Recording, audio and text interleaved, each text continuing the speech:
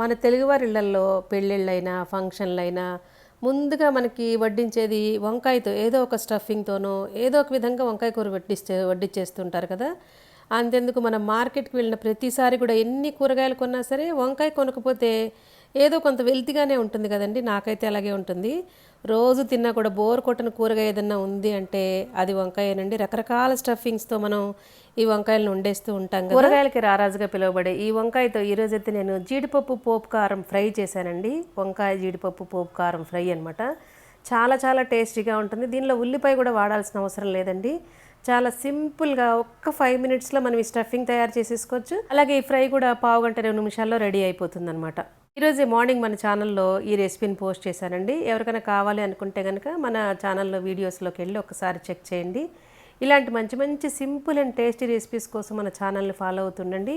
ఒక్కసారి మన ఛానల్ని విజిట్ చేసి మన ఛానల్లో వీడియోస్ కనుక మీకు నచ్చినట్లయితే మన ఛానల్ని సబ్స్క్రైబ్ చేయటం మాత్రం అస్సలు మర్చిపోకండి. Thank you for watching.